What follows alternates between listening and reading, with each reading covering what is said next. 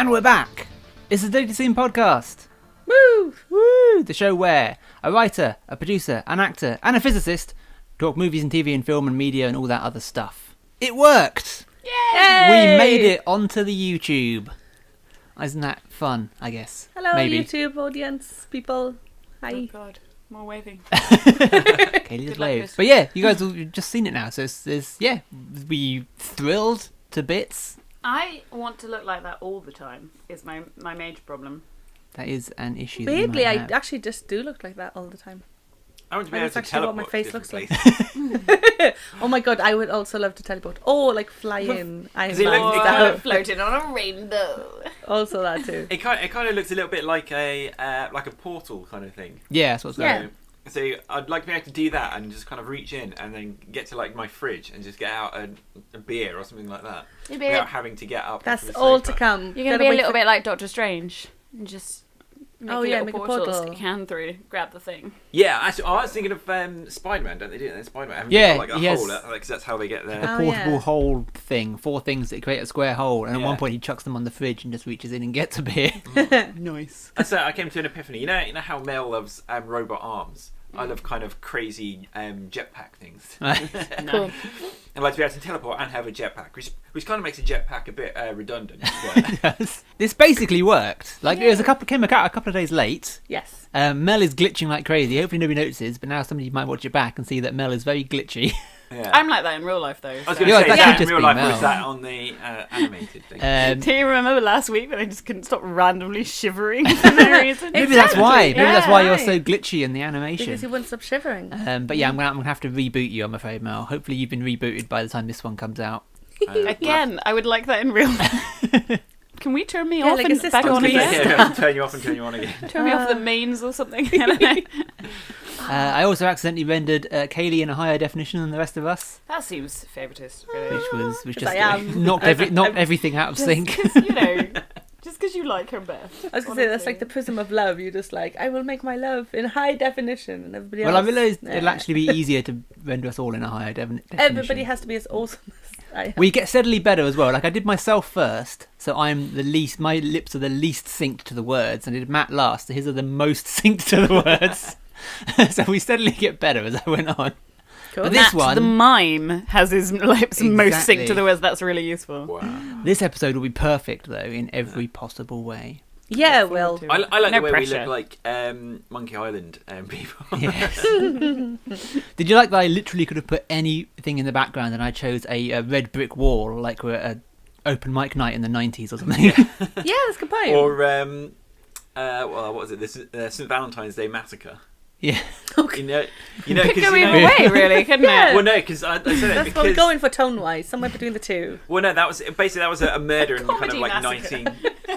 19. Sorry. In like the 1930s, I think, where or Prohibition era maybe, and where these people were gunned down, and apparently a comedy club promoter bought the wall that they'd been lined up against and put it as the back of his comedy club. So that's where the Nothing brick says wall. hilarity like the place where loads of That's- people died. That's where the Wow. brick wall, kind of trope, I suppose, for being behind comedy Yeah. comes from. It comes from the. From a horrible, Okay, horrible massacre. fair enough. What a strange factoid of the day. Maybe I'll change it now. Yeah, can we change every week? How complicated is it going to be to just be like, It's one day literally it's a like still a image. lovely beach. It can be literally Yeah. anything. We can be on the moon, Okay, Atlantis, cool. Delaware. Where do you want to go? But I'm hoping that this will allow us to branch out because we can't always fit everything we want to talk about into the show, even though it's sometimes 3 hours long. We have a lot of thoughts. So I'm kind of hoping we can talk more about. We'll have little topics and things that will relate to the podcast in some way when we do these episodes. So I'm hoping it'll allow us to branch out and talk a little bit more about independent film Yay. and do little mini reviews on here. But we touched on this last week in our 100th episode, which, by the way, our 100th episode of our podcast went out last week. Are you sure? Because you haven't mentioned this before. We None of us have, mentioned really. it at all. And I kind of said that I feel a bit awkward sometimes talking about indie film because I'm less inclined to criticise it.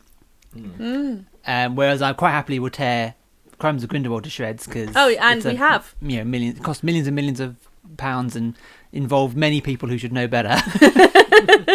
Yes, exactly. That, yeah. Yeah, but then at the same time, you also have the good ones. So you're not necessarily going to tear them to shreds. There will be great ones. They're not all going to be terrible. I just find there's a different standard. Oh, of course. Like, I wouldn't necessarily criticise, like, I wouldn't nitpick like an indie film.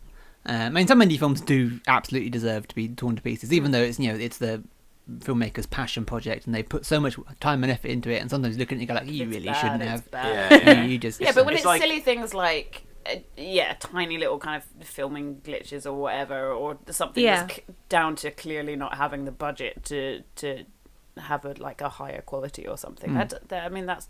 It's a little pointless to say it with indie film, because obviously that's not what makes the film good or bad either, the budget. So yeah, it's true.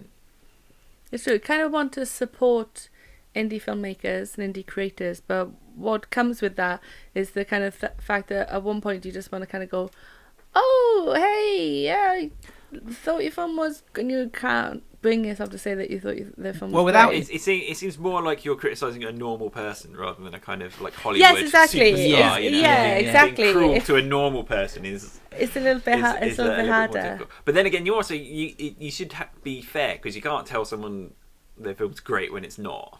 Oh no, I would never lie to somebody, but I think it's the idea of, there are ways of avoiding saying that it's good and also saying that it's bad at the same time. It's great.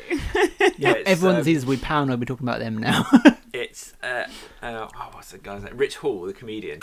He was.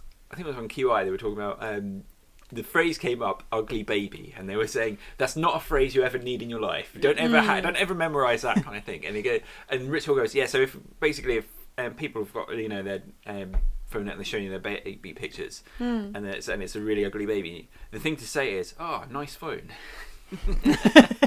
Emily Blunt had a story like that as well. Like, she was when she had one of her babies, the nurse that was looking after her kept telling her how cute her baby was, and she was like, yeah, but you're going to say that to everybody. And she was like, no, I don't. If they're clearly an ugly baby, I'm just like, oh, look, you had a baby. You sure did make a baby.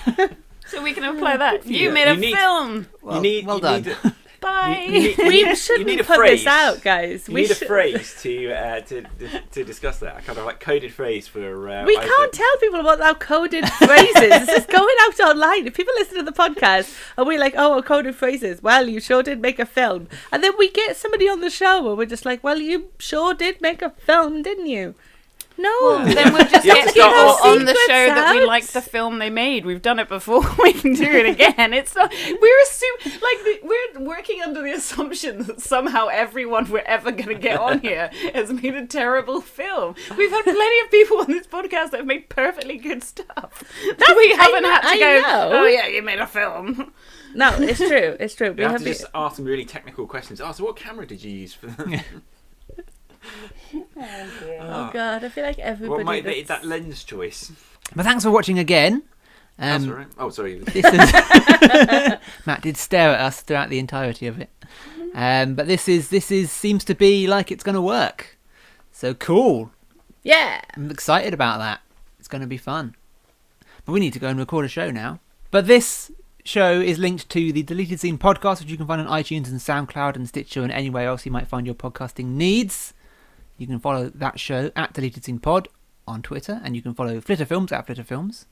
More of all of our stuff. Some of the show elements might start going up on the channel as well. I haven't decided yet, but there will be other things that podcast related that will appear on here, as well as some movie stuff. Thank you to Matthew Parker for our opening theme. Found him on SoundCloud at MattJP Music. And a special shout out to Piskel App, which is PISKEL app.com. Is a free sprite making tool which I use to do a lot of the base designs for this. Ooh, cool. For these animations. So it's a free tool online that anybody can use, and I'll put a link at the end. Bye for now. Bye.